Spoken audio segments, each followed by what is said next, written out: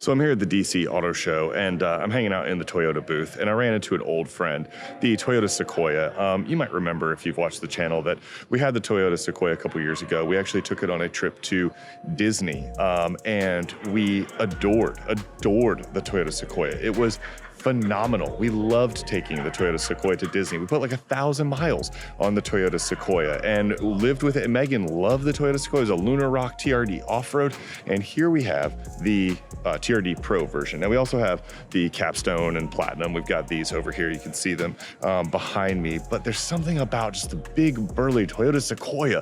And I'm sitting here with the 4Runner, the brand new 4Runner over here and the Land Cruiser over there. But yet this thing, something about the styling, I don't know what it is about the Sequoia, but it just draws me in. Let me show you. All right, one of the first things that draws me into the Toyota Sequoia is the powertrain, okay? The twin turbo V6, 437 horsepower, 583 pound-feet of torque. And I cannot stress this enough. That 583 pound-feet of torque, it makes itself known. And when we went to Disney in it, we were averaging like close to 20 miles per gallon. And people are like, wait, but that's not that good. It's a hybrid, right?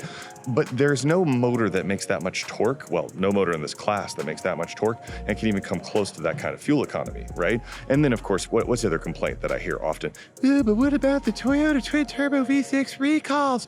They didn't affect Sequoia, like none.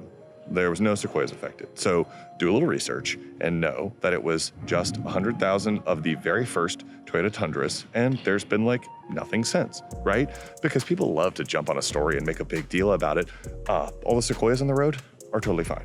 So that motor, 437 horsepower, 583 pound-feet of torque, just you cannot overstate when you're driving this thing on the highway what a benefit that is to sort of the driving experience. Megan loved it. She was like drunk with power driving the Sequoia. And me too, honestly. Like you put your foot down in this thing and it goes. I know the lighting isn't great over here because I'm in a black Toyota Sequoia TRD Pro with a black and red interior, and I'm in kind of a darker area of the Washington, DC Auto Show.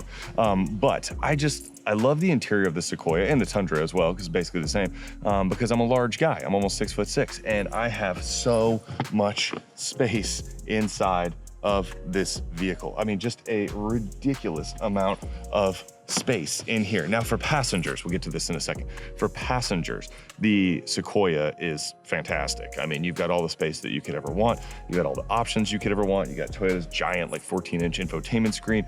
You got everything that you need, right? Especially in this TRD Pro model, as well as all of your off-road gear. Cargo space isn't quite as good, but here in the front, oh man. And I don't even have the seat adjusted, and I have plenty of space, and I'll sit behind myself. Check this out.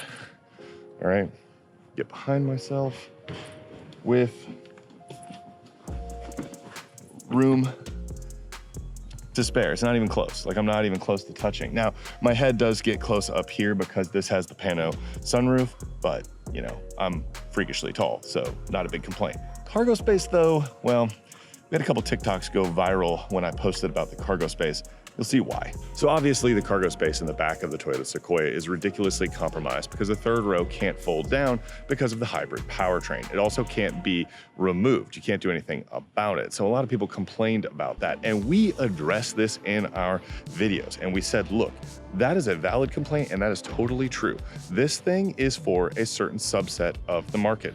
People like us, we're in our mid-40s, our kids are older, they can both drive, well, Hallie can almost drive, so we don't need a family hauler. Honestly, we don't need a Sequoia either, but man, this thing is cool, okay? So you really need to do your cargo space check. The reason those TikToks I made went viral is because people were kind of sharing them and going, oh, I didn't realize, you know, the cargo space was kind of compromised. Some people chimed in and said, hey, I've got 3 kids and we actually make it work. Fair enough, fair point. Maybe you'd rather have that than, you know, one of the more popular GM models where they just had a gigantic recall that affected like all of them.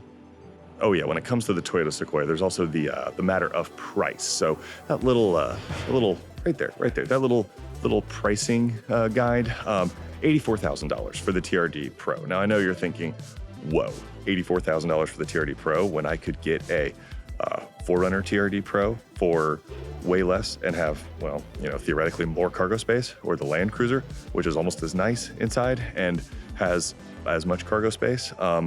Yeah, you could, but what do you not get? You don't get that twin turbo iForce Max V6 engine and 580 pound-feet of torque. Is that worth the price delta between them? You'd have to decide what's worth it for you. I'm thinking about it, though. It might be. All right, so let me know what you guys think of the Toyota Sequoia in all of its glory. It's great to see it again. I've driven it numerous times, and to be honest with you, I've loved every single experience I've ever had with the Toyota Sequoia. It's one of my absolute favorites in terms of just like an all-around vehicle to drive, take off-road, and generally feel awesome in. Is it too expensive? Maybe. Is it even necessary for us now where we're in our mid-40s and we don't have the kids? No, it's not necessary in the slightest. It would be 100% sort of, luxury kind of like purchase. Like there's no objective reason. It is purely subjective love for the Toyota Sequoia because there's plenty of reasons that you shouldn't get one, but man, the ones that are why you should, it just feels so right. And if you're on the fence about it, take one for a spin. Go down and take one for a drive and see how that 580 pound-feet of torque can be very persuasive. Let me know what you guys think, and I'll catch you in the next video.